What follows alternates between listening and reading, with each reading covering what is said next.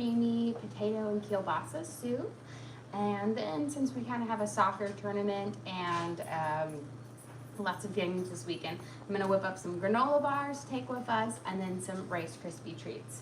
So, because those are kind of our go-to things. So let's start by sauteing off our onions for our soup. Then we are gonna work on getting our Rice Krispies going, toasting up our oats for our granola bars and all that jazz. I'm gonna put in about 2 teaspoons of olive oil in here, and I've got 1 yellow onion. We are going to peel off the skin and dice it up and start sauteing it. Our soup today is pretty much going to comprise of celery, carrots, kale, potatoes, and onions and kielbasa. So a really simple base to it, but it's going to be nice and rich and delicious. A lot of times I'll do like kielbasa with the cabbage, but I'm changing it up a little bit today.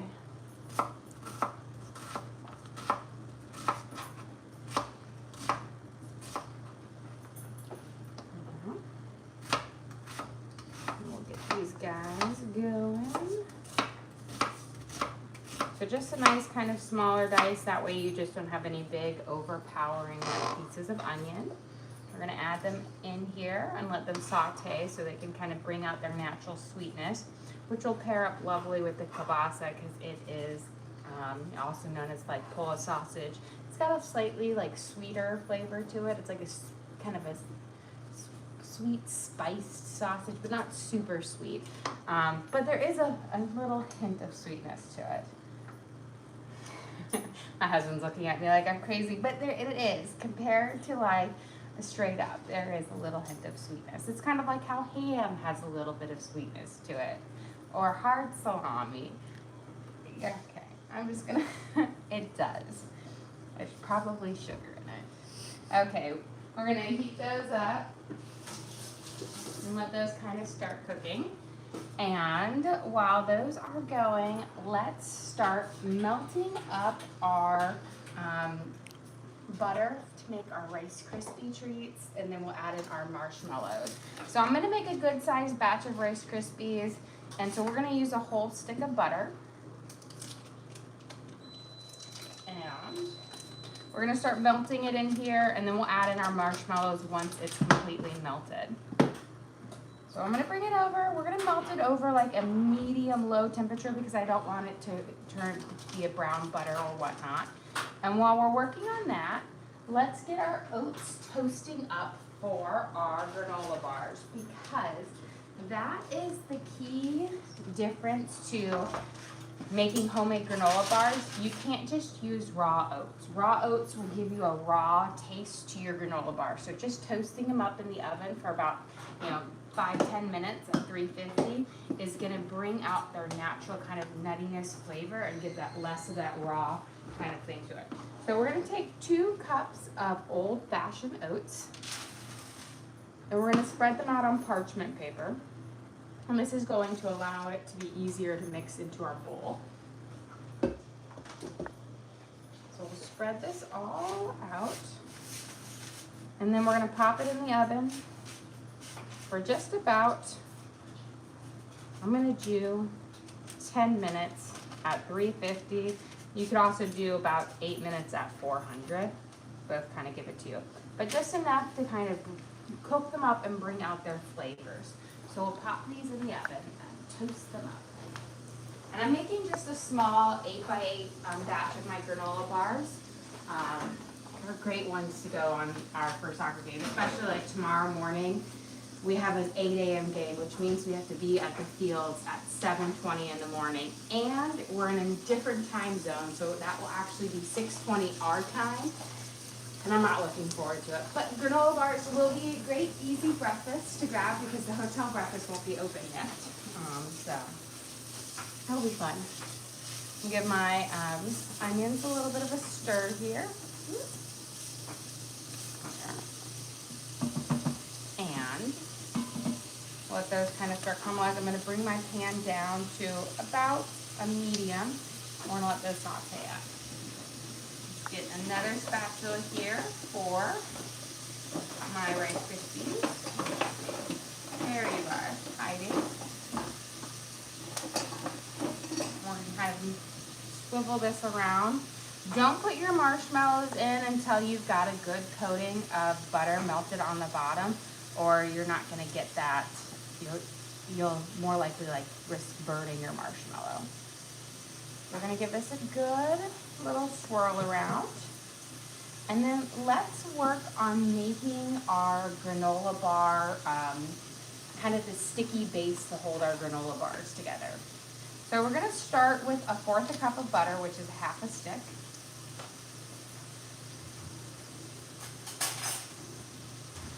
And we're going to melt this up, and then we're going to add in 1/3 cup of honey and then some brown sugar.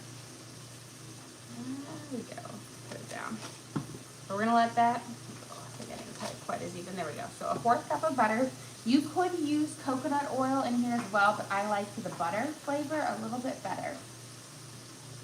Okay, we're going to heat that over medium heat to get that melted.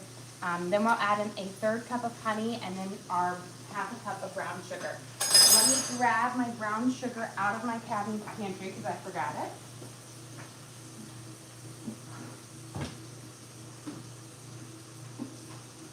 There we go. It's always funny. I think of everything and then I forget it. So let's do our honey first. That way the butter and the honey can melt together. 1/3 cup of honey. I'm just going to eyeball it for this. We're going to bring everything together, and it's going to, once it's melted and boil, you're going to let it boil for about 30 seconds to a minute, and then you're going to remove it from the heat. Okay, that's about 1/3 cup. You don't want to overboil it, because if you overboil your honey and brown sugar mixture, you will get a really crunchy granola bar instead of a nice chewy granola bar. Let's add in 1/2 cup of brown sugar. Now, if you don't like honey, you can always do either corn syrup or agave. Those both work really well as kind of the binder for it. But my kids really love the honey flavor in the granola bars. Let's get a little small spatula for that. Little snowman. We're going to mix it up. A question, how much butter is in there? 1/4 cup, so 1/2 stick of butter. We'll give this a good mix up, and then once it comes to that kind of rolling boil on it, you're going to let it hold for about 30 seconds to a minute, and then you're going to turn it off and remove it from the heat. And that's essentially going to make the sticky syrup that binds your granola bars together. There we go. Let me get a spoon rest out for this. Let's see how much time. Did I forget to set my timer? We did, so we'll just have to remember to take those out in like 5 minutes. Okay, let's give this a good stir. And we are, now that we've got this nice kind of caramelization of our onions going on, we're going to dice up our celery and add it in here. Kind of get a little bit of heat on it. So I have just a little bit of celery. I don't want too much in here. So it's about 3 good sized stalks of celery. I have a couple little teeny tiny ones on the side. We're going to use the leaves and all because those have a really lovely celery flavor to it as well. I'm going to cut them down the middle. That way I don't have massive like half circles of celery. And then we'll dice these up. And this is going to add a really lovely flavor to our broth. For someone who's allergic to celery, what's a good replacement, or you just leave it out? Just leave it out. You could always opt to add in like a leek. Can give you that kind of more of that notes on it, or and a little bit more onion. Celery is kind of in that onion family, gives you those really like fragrant flavors to it. It's really hard to get that exact same flavor, but you could add a little bit more onion or a leek for it. Let's get this in here. Give it a stir. And then our butter is pretty much almost melted here for our Rice Krispies. So we're gonna add in our marshmallows. And then we'll chop up our carrots to get going in here, and then our potatoes. Let me wash my hands since I got a little bit of celery on it. Let's give our honey and our brown sugar and butter mixture a little bit of a stir. There we go. And we got about 2 more minutes left on our oats in the oven. And then we'll take those out and let them kind of start to cool. Okay, now we're gonna add in our marshmallows. So I'm making my good 9 by 13 inch pan of Rice Krispies. So we're gonna add in 2 bags of of marshmallows. And I will say the big difference between my Rice Krispies and like the recipe on the box is I use more butter and more marshmallows than the Rice Krispie calls for it, to give you just that marshmallowy, gooey deliciousness. They don't put the recipe on the box anymore. It's a QR code you have to scan. Oh, that's just awful. You know what? Sometimes we don't want to scan a QR code. We just want to make the recipe on the box. And a lot of times I see these recipes that I'm always like, yeah, I'm interested to do it. You know what? You just have to buy the marshmallows and you'll get a Rice Krispie there. Look at that. They have the Rice Krispie recipe on there.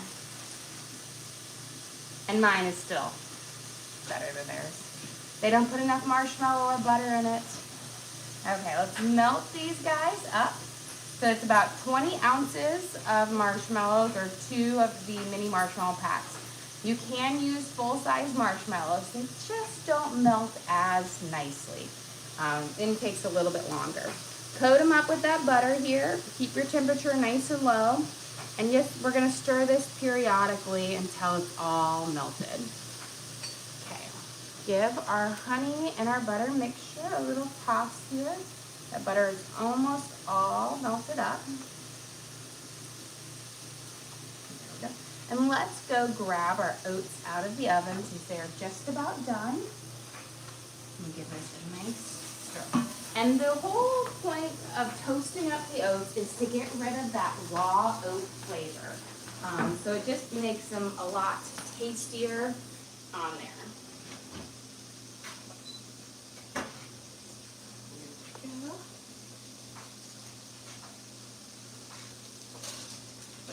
And then they really don't look any different from when you put them back in, but they have a much better flavor. They have this nice toasted oat flavor for it, but it does make a difference. And I'm using Old Fashioned. You can always use quick oats as well, but I prefer the Old Fashioned. Don't use a rolled oat or like a steel cut oat. Those just aren't very good. Okay, we'll let those kind of sit for a second. Our brown sugar and butter mixture is coming to a boil here. So we're gonna let it for about 30 seconds and then we're gonna remove it from the heat. But this is what the boiling looks like. You see the nice little bubbling in there. That boiling is essentially kind of turning it into a nice kind of sticky sauce for it. But just for about 30 seconds and then you're just gonna slide it right off. We want our oats to cool down as much as possible. So we're gonna take them off and dump them into our bowl. And so I do it on the parchment paper, so you can just slide it off like this and in here. And then I'm gonna roll ours right off the heat and give it a little stir right here.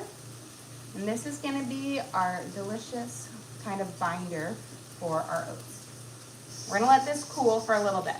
We are going to mix some Rice Krispies into our oats because granola bars, if you go and buy them from the store now, they're not all oats. They're half oats and half Rice Krispies. So we'll add in some Rice Krispies to it. It gives a little bulk, but it makes them less dense. So it's actually a really nice thing. So I kind of do equal parts Rice Krispies and equal parts toasted oats. Here, let's give this a good stir. We've got the melting going. And again, go low and slow with your marshmallows. There. And once they've all just formed one big kind of gooey mess, that's when you know you're ready for it. Let's get our carrots peeled and diced, and then our potatoes in as well. And then we'll throw in our kielbasa. We're using pre-cooked kielbasa, so we don't have to worry about that. It's a smoked sausage, so it's essentially always cooked when you get it. So I've got 3 carrots. This one's quite fat, so it's kind of like 4, medium-sized carrots.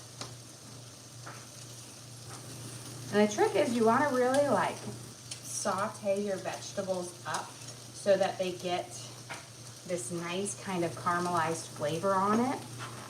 It just makes, it's going to bring a richness to the soup. And I will say soup lightly, it's more like a bisque or stew versus like a broth-based soup.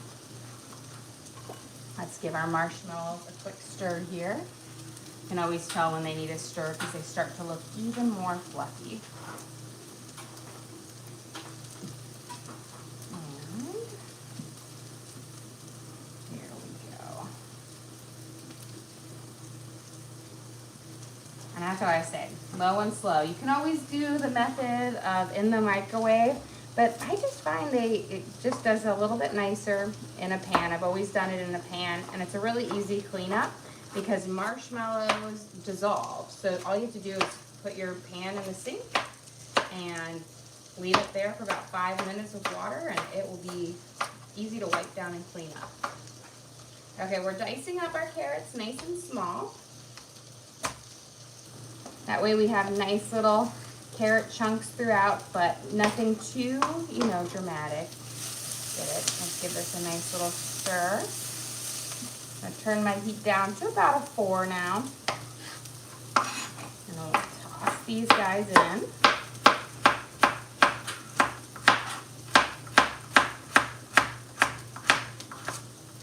And you can always leave your carrots bigger if you like them bigger. I like them smaller, they cook up a little bit faster, but it allows you just to get more tasty bits in every bite instead of just a carrot or just a piece of potato or celery on it. And then we're gonna stir our Rice Krispies here, or our marshmallow mix in just a second.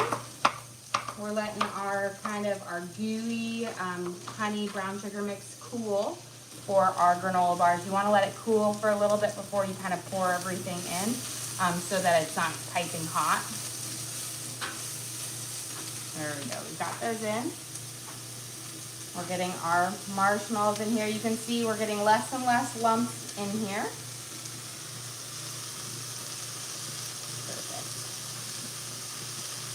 And the nice thing is when you use the pan versus the microwave in the bowl, it keeps your marshmallow gooey nice and warm so that it coats up your Rice Krispies really, really well. There we go. They're just about there. We're gonna add in about a ½ teaspoon of vanilla extract to our honey and brown sugar mixture.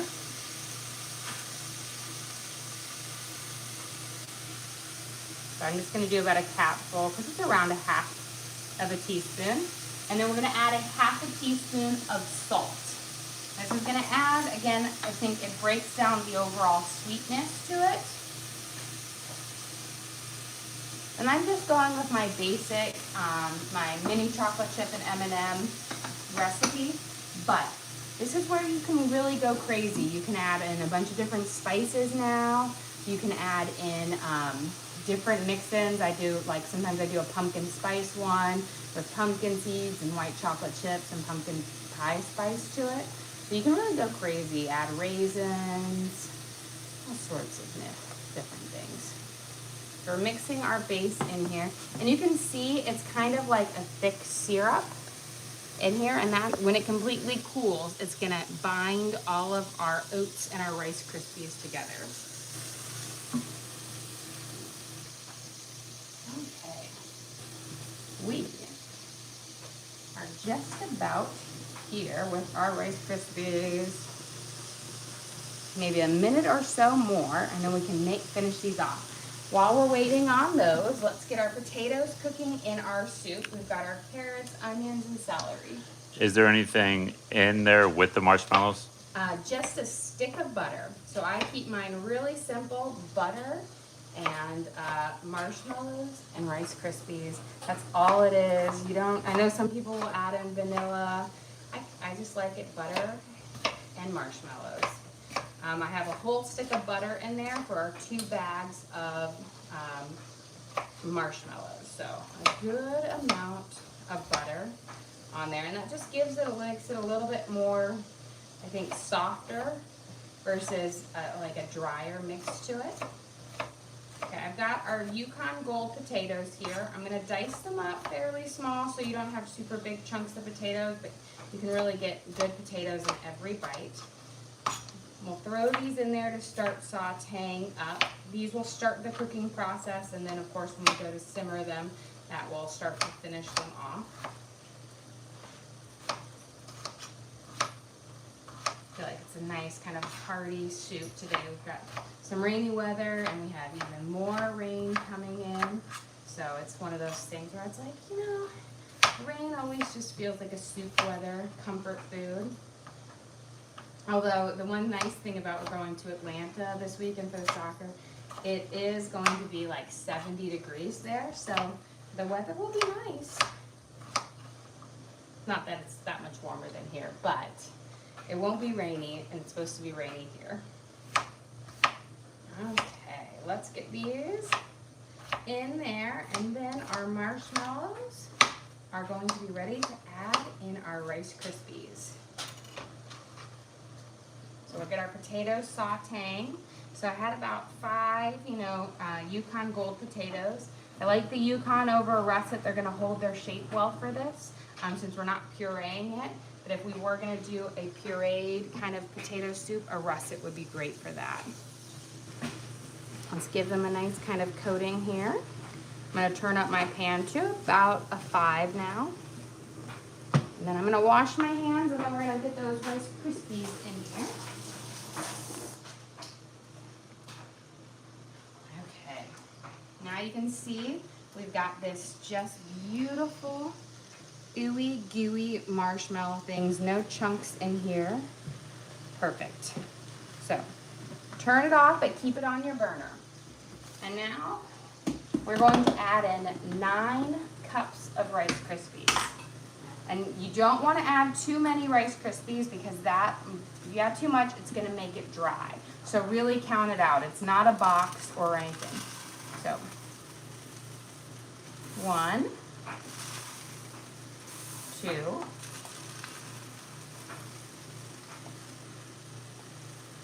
3, 4, 5, 6, 7, 8, and 9. I have found 9 is the Goldilocks, the perfect one for that perfect gooey marshmallow to Rice Krispie ratio. And then we're just gonna mix it up while that pan is still nice and hot to kind of coat it up nicely. And that's kind of the nice benefit of using it in a pan, is it keeps it nice and warm, so it really mixes in well. There we go. So you're gonna see that every bit of Rice Krispie is gonna be coated in marshmallow goo. There is gonna be no dry bits of Rice Krispies. And that's really what makes these the best Rice Krispies. I feel like Rice Krispies are one of those things where growing up, they were like at every class party. Whenever I would go visit my step-grandmother, she always had a batch of Rice Krispies in this metal container waiting. And it was just like a staple. And now I don't feel like they're made nearly as often. And I feel like you couldn't really buy them anywhere when you were young. They had them at schools and stuff like that. But now it's like you can buy them everywhere. Beautiful. Okay, I'm gonna give my soup a stir, but we're gonna push these in our pan. I'm just gonna give this a slight mix. There we go. Now, while your mixture is nice and hot, we are going to press these into our mixture. You don't want to let them sit and cool too much, or it gets a little bit harder to work with. You have a question. If you wanted to add in other stuff, would you do it now or Yes. at the end? You can do it now and mix it in, or I sometimes like to just press it on the top of my Rice Krispies. So instead of mixing it in, I might put the M&Ms on the top or the sprinkles on the top. But you could also stir it in. The thing is, you don't want to do chocolate chips. They will melt because your mixture is so hot. So I'm using my 9x13 tin, and I'm going to spray it with a little bit of olive oil or just a non-stick spray. That way, when I go to cut these, actually I'll be able to flip the pan over and the Rice Krispies will fall out, and then I can cut them into individual squares. And typically when we're going and traveling, I wrap them up in parchment paper so that, you know, they're easy to eat. Here we go. So we're gonna pour these out. Because my pan is nice and warm, these marshmallow gooiness is gonna, you know, slide off fairly easy. There we go. It's just a big, heavy pan to hold though. This is my 6-quart saute pan from Allcat. I always call it my pasta pan, but I also use it to, thank you for the help. I also use it for my Rice Krispies because it is amazing. And you don't want any of it to go to waste. Beautiful. Now, again, to clean this up, you just fill it full of water, let it soak for 10 minutes, and it will all dissolve away. Okay, let's kind of spread this out just a little bit. And then the last key component of making Rice Krispies is the press down. You've got to press it down to actually form up your Rice Krispies. Let me get all of this goodie off, preferably before it sticks to me, but we'll have to try it. Delicious. So good. Okay, before we press it down, I'm going to give this a good stir. We'll get our kielbasa in here, and then we'll add our stew in, and then we'll work on our granola bars.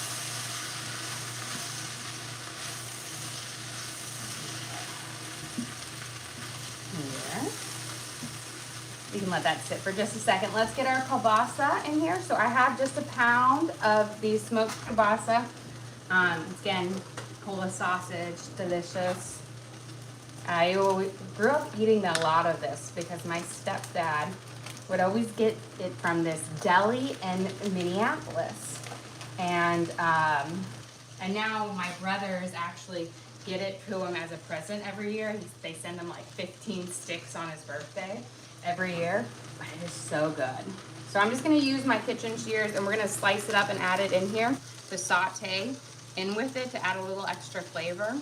But it is like, if you've never had it before, it's not like a bratwurst and it's not like a hot dog. It's like, I wanna say, it's almost like a mix between the two. It has like a spiciness to it. And a lot more flavor than like a hot dog has, but it is lovely. I feel like, you know, had it over back in October. We did kind of like an Oktoberfest night, and I like cooked up a variety of different sausages. And it was funny because like everybody was skeptical on which ones they were gonna like, and they ended up liking them all. But there was also, I had some kielbasa in there as well for it. It's just so good. Okay, let's get You have a question? Is that pork? This is a beef kielbasa on here. So, but I know that you can get beef and then a mix, and then you can also get like pork and whatnot. Put in there, you know, a lot of times they'll kind of dilute it down for it. But this is on all beef one. Okay, let's give it a good stir. And then let it kind of heat up for a second.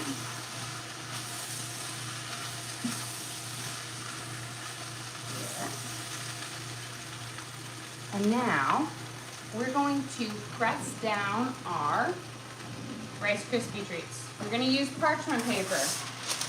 Do not use wax paper. Wax paper, it does not make a non-stick surface with Rice Krispie treats. Push it down and firmly pack it down to get rid of any air pockets. If you leave air pockets when you go to cut it, it will be too fluffy and it just won't hold together well.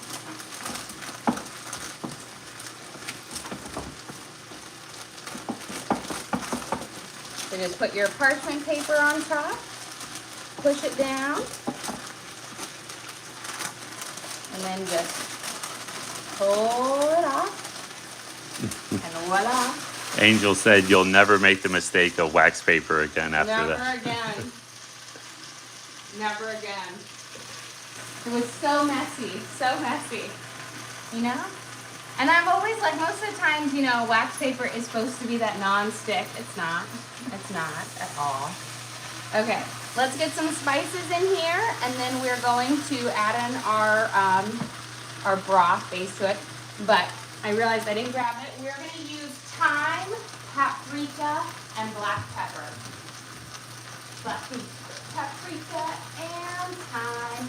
Look at that, a record, guys.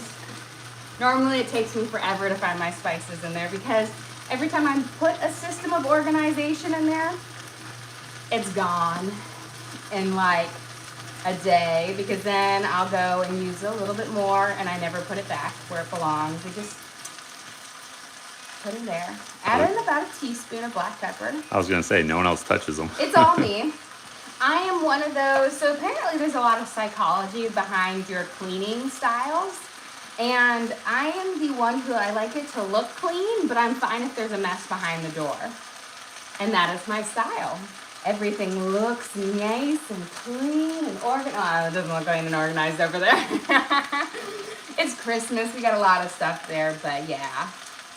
But you're supposed to organize based on your kind of your style. Some people like a place for everything, you know.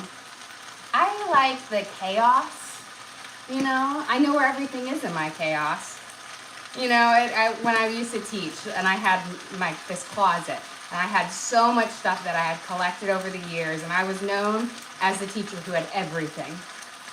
And I knew where everything was in my little closet. And there was not really that much of an organization. But I could just go in there, reach my hand around, and I could pull out exactly what I needed. Because it was all up here. Okay, we've got about a teaspoon of thyme, a teaspoon of paprika, and a teaspoon of black pepper. We're gonna give this a nice toss. And then we're gonna add in about 4 cups of broth. But before we do that, we're gonna actually add a little bit of flour. So let me get my broth, or my water for this. And we're gonna be using chicken bouillon with it, but you need 4 cups of water. But we are making this like a kind of like a stew. And so we're gonna put a little bit of flour over the top of our veggies and give it a quick little toss. This is gonna act as kind of a thickener base. Now, you could always do it without, or you could always use a little bit of cornstarch and kind of act it. So we're gonna start with about, you know, 1.5 tablespoons to 2 tablespoons of flour. We're gonna give this a little stir in, and then we'll grab a little bit more. So kind of coat it up. There we go. I always like to do it in batches, not just dump it all in at one time. But it smells so good. That kielbasa just smells wonderful. And then we're going to add in just a little bit more, like maybe another tablespoon to 1.5 tablespoons. And just kind of coat it up. Make sure it coats all of your vegetables. That way, when we add in our liquid, it will thicken up nicely. Beautiful. And the nice thing is we sauteed these veggies for a good while, so they're already like most of the way cooked through. Okay, we've got our water, and then we're going to be using a big scoop of chicken bouillon. So we're going to start by pouring in about 1 cup. And then what we're going to do is we're going to use our things, And make sure you mix it around and scrape the bottom of your pan. Bring up any of those spices and whatnot. This is gonna help make kind of a really thick base to it. But just do a little at a time. Here, we'll add a little bit more. So about another cup in here. And again, we're gonna mix it around. Give it a really good stir. Kind of coat everything up and just mixing it nice and slowly, little by little. Don't just dump it all in at one time. You want it to kind of marry together, you know, like a happy family. And another little cup in here. You can see we've got this nice kind of rich velvety texture to it. And that's really just from like coating it with the flour and adding it on. Beautiful. So just look, we've got this just wonderful stew type base for this. And now we're just gonna let this kind of simmer for a second. And we're gonna throw in a little bit of kale here and just a little bit to add a little pop of green in there. And then we're gonna work on finishing up our granola bars. But before we do that, because I almost forgot, we gotta add in our chicken bouillon.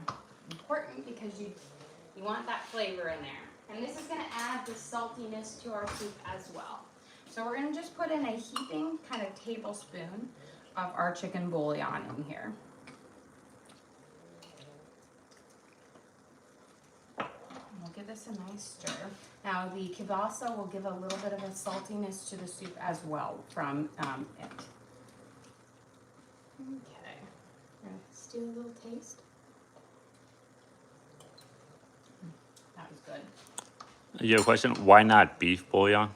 I find that beef bouillon gives it's kind of conflicts with the kielbasa. I know the kielbasa is a beef base to it, but it's lighter in flavor than actual like a chunk of roast. So I found the chicken works a little bit better with this than the beef. Or you could also use a vegetable bouillon. I just find that beef is very, very rich and has a very, very distinct flavor, where chicken is more mellow, so it allows the spices to really stand out. It doesn't overpower. Okay, we're just kind of taking out the stem of our kale here. I just had 2 pretty big leaves of our dinosaur kale. And we're just gonna chop it up. You could also throw in cabbage instead of kale. Cabbage is pretty commonly used with kielbasa. I love to do like a cabbage and kielbasa skillet, but I have kale and it adds a little brighter bit of green. And it's hardy enough to withstand like the cooking. You know, spinach would wilt away a bit too much and it's too delicate for our stew base, but the kale is perfect. Chop it up because you don't want to be eating and then you pull out like a whole leaf. Here we go. And then we can put it in here because again, kale is very hardy. It's not gonna wilt away. It needs a little bit to cook versus spinach. We'll give this a nice kind of stir in here and coat it up. Beautiful. But you can see just how rich our stew is here. Beautiful.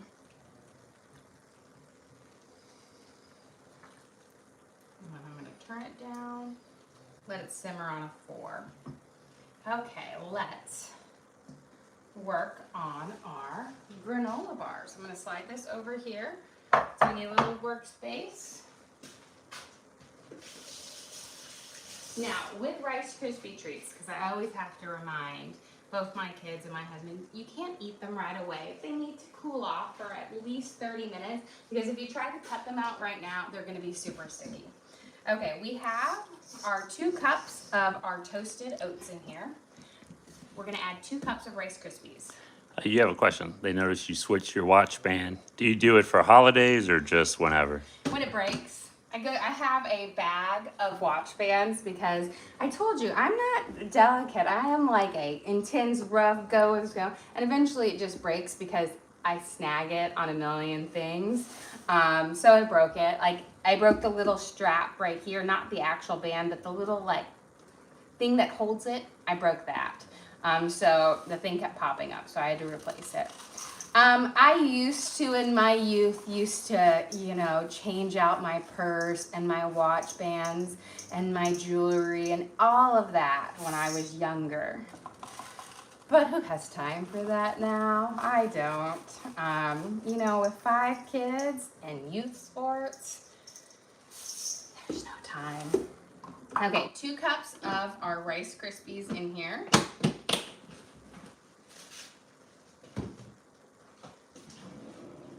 I know, it was funny. So, like, the other day, my kids were like, or my daughters are like, I want to get my ears pierced. And I was like, are you sure you want your ears pierced? I didn't get my ears pierced until I was 17.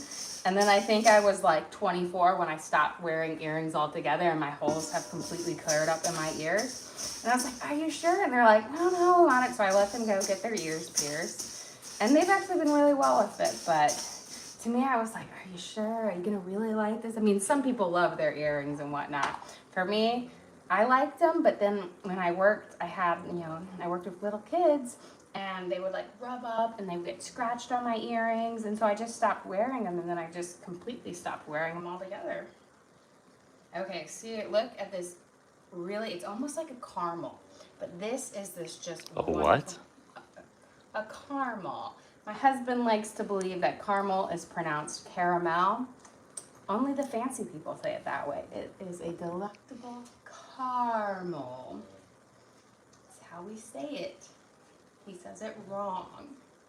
We've had this argument our entire marriage. He calls it caramel, I call it caramel. You know, tomato, tomato. Only one of us is right. Now, apparently I am the one that's not as correct. I'm just saying, you're not going to find another silent A between 2 consonants. I'm going to invent a word, and that has it. Okay, let's mix in our honey and brown sugar base here. Again, we added in about a half a teaspoon of vanilla and a half a teaspoon of salt. I'll mix it up. Gotta say, it's not looking good for you. The chat's like 90% on my side. You know what? They can have their caramel. It's caramel. You know, to each its own. All of my kids say caramel. See, I've raised them right. Okay, we've got them mixed up. Make sure they're fully coated. And now we can add in our mixing, but you always want to let it cool down a little bit so they don't completely melt. My mini chocolate chips are still going to melt in there, but I love it when they melt because it kind of makes a little chocolate fun.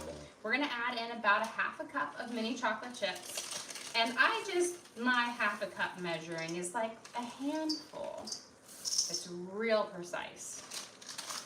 And then we've got, because my kids had not found them, I had mini M&Ms. We've got both the peanut butter and the regular ones. Although you really can't tell the peanut butter tastes like peanut butter, it's not really. But we're gonna do about a half a cup each, or a handful size. A little bit more, because that's not enough. And mix it in. And this is my basic recipe. Now again, you can add in, you wanna go healthy, you can add in raisins and nuts and cinnamon and spices. You can add in mini marshmallows, all sorts of things. Now we're adding our chocolate ones. You can even do our peanut butter ones, you can even do sprinkles. Mix it up and kind of coat it. And then we're gonna press these into our 8x8 inch pan. And these are gonna make kind of like a nice thick square. But before we do that, let me give my stew right here a nice stir. Look how just wonderful this looks. It's so rich and delicious. Okay, let's press these in and then we'll finish off our soup and then we'll be ready. just like with our Rice Krispie treats, spray your pan down, because that way when you want to flip it out later, it will just pop out and it'll be really easy to cut. You can also put parchment paper in there if you want, but I find this method is a lot easier. Okay, this bowl does not weigh as much as my other pan. But we're gonna push this all in here. And then we're gonna press it down firmly. And again, if you want your granola bars to hold together, you've gotta give it a really firm push. Using parchment paper. Okay. And I will say these are so good. The honey and the brown sugar, they're so good. Where's my parchment? It's right over here in front of me. Okay. And then you're just gonna firmly press it down. And these are gonna be, when I cut them, I kind of cut them, they're like almost like logs, like long, either squares, or I do like long skinny rectangles, but they're thicker than a regular granola bar, but they are so much more filling. So again, firmly press them down, that way they hold their form when you go to cut them. And they do have to cool and firm up, and it takes about an hour for them to be completely firmed up to where they hold together. But you've got them pressed down. They always remind me of the good old Klondike granola bars. No, Kudos, there we go. Klondike is the ice cream. Kudos. They don't make Kudos anymore, but I remember the Kudos when I was a kid. Gotta bring back all those 90s snacks. Okay, let's finish off our stew here. It looks wonderful. So we're gonna add just a smidge of cream to just smooth out all of those flavors together. I'm gonna add just about 1/4 of a cup. You don't need a whole lot to give you that kind of mellowed out flavor, that richness to it, but it does make it just fabulous without adding just a whole overload of it. Beautiful. And that is our kielbasa and potato stew. And then we'll top it with some green onions here. So let me slice these up. This will add just a nice kind of fresh green onion flavor or fresh onion flavor to it, which kind of helps kind of cut through the really richness of the stew. Can you go over what's in the stew? Yes. So we have potatoes, onions, carrots, celery, kielbasa, and kale. And then we have kind of a rich broth that we first added flour to the vegetables after they were sauteed and kind of coated them with it. And then we have paprika, black pepper, and thyme. And then we added in about 4 cups of water with chicken bouillon. And then a little bit of cream. It's been stewing. And now we're gonna finish off with some green onions to add again this nice little pop of onion flavor at the very end. Don't add them too soon because you don't want them to overcook. Turn it off, and we're gonna get ready to serve up our lunch. Okay, slide this guy right out of the way. Let me grab our cutting board. We can bring our granola bar and our Rice Krispie treats over. Because again, you can't cut them up yet. And Torin is going to be so excited because again, Rice Krispie treats are his favorite treat that I make. And let's grab a bowl.